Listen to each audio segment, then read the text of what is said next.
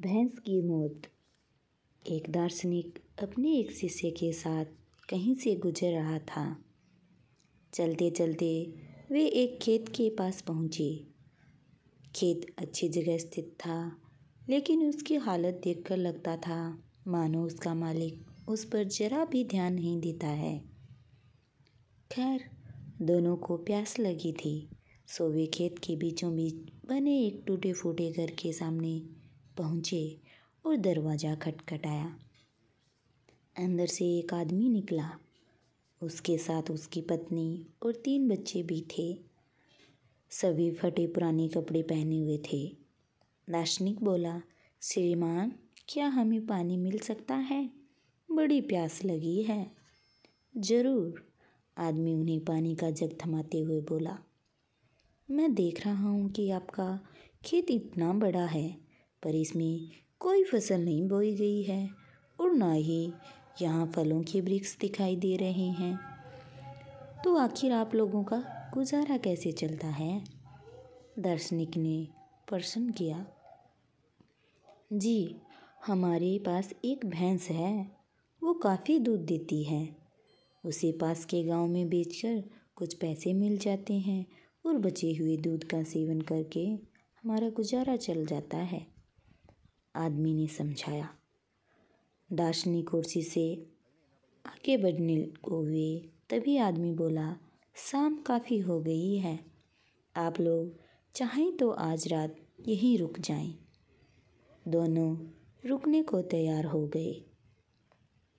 आधी रात के करीब जब सभी गहरी नींद में सो रहे थे, तभी दार्शनिक ने शिष्य को उठाया और बोला, चलो, हमें अभी यहाँ से चलना है और चलने से पहले हम उस आदमी की भैंस को चट्टान से गिराकर मार डालेंगे। शिष्य को अपने गुरु की बात पर यकीन नहीं हो रहा था, पर वो उनकी बात काट भी नहीं सकता था। दोनों भैंस को मारकर रातों रात गायब हो गए। यह घटना शिष्य के जहन में बैठ गई और करीब 10 साल बाद जब वो एक सफल उद्यमी बन गया, तो उसने सोचा कि क्यों न अपनी गलती का पश्चाताप करने के लिए एक बार फिर उसी आदमी से मिला जाए और उसकी आर्थिक मदद की जाए। अपनी चमचमाती कार से वह उस खेत के सामने पहुंचा। शिष्य को अपनी आंखों पे यकीन नहीं हो रहा था। वह उजाड़ खेत अब फलों के बगीचों में बदल चुका था।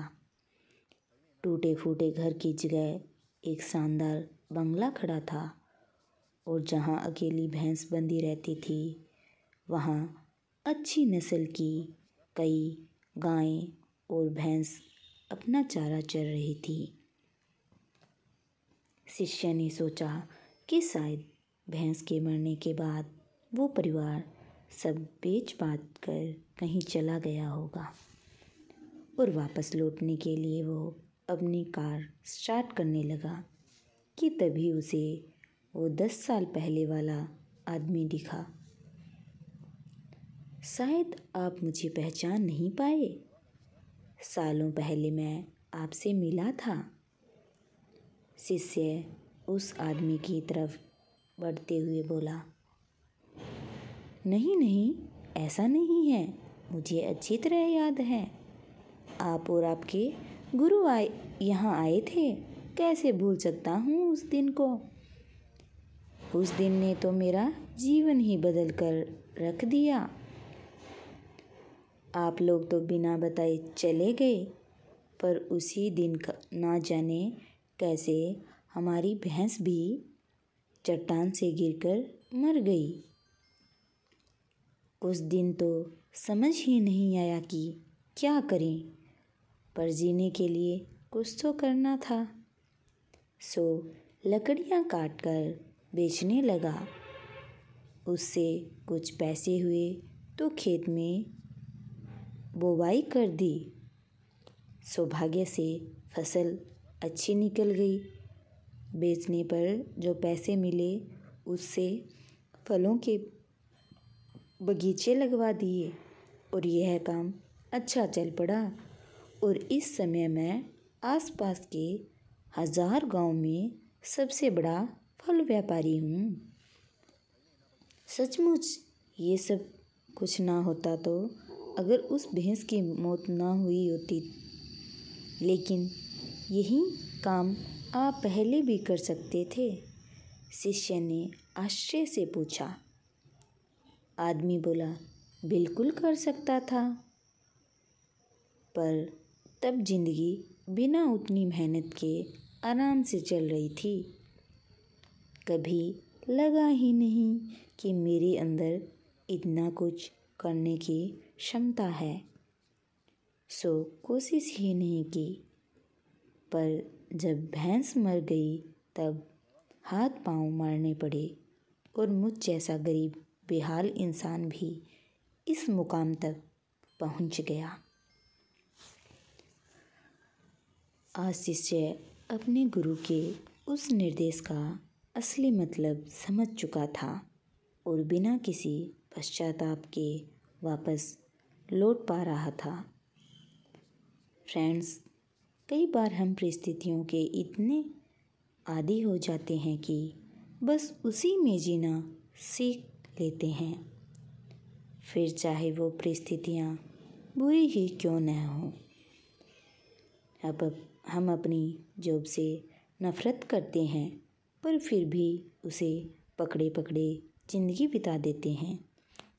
तो कई बार हम बस इसलिए नए बिजनेस के बारे में नहीं सोच सकते क्योंकि हमारा मौजूदा बिजनेस दाल रोटी भर का खर्चा निकाल देता है। पर ऐसा करने में हम कभी भी अपनी फुल पोटेंशियल को रियलाइज़ नहीं कर पाते हैं और बहुत सी ऐसी चीज़ें करने से चूक जाते हैं जिन्हें करने की हमारे अंदर क्षमता है और जो हमारी लाइफ को कहीं बेहतर बना सकती है। सोचिए, कहीं आपकी ज़िंदगी में भी तो कोई ऐसी भैंस नहीं है जो आपको एक बेहतर ज़िंदगी जीने से रोक रही है। कहीं ऐसा तो नहीं कि आपको लग रहा है कि आपने उस भैंस को बांध कर रखा है, जबकि असलियत में उस भैंस ने आपको बांध रखा है। और अगर आपको लगे कि ऐसा है तो आगे बढ़िए, हिम्मत करिए, अपनी रस्सी को काटिए, आज़ाद होइए। आपके पास खोने के लिए बहुत थोड़ा है, पर पाने के लिए पूरा जहान है। जाइए, उसे पाकर दिखाइए। अगर आपको मेरी कहानी अच्छी लगी हो तो आप कहानी को लाइक करें। अगर आप हमारे चैनल पर नए हैं तो आप हमारे चैनल को सब्सक्राइब कर लें। कहानी को ज़्यादा से ज़्यादा शेयर करें। वीडियो पर कमेंट करके बताएं कि आपको कहानी कैसी लगी। बेल आइकन को प्रेस कर लें ताकि हर नई वीडियो की अपडेट आपको मिलती रहे। कहानी को अंत तक सुनने के लिए आपका बहुत बहुत धन्यवाद।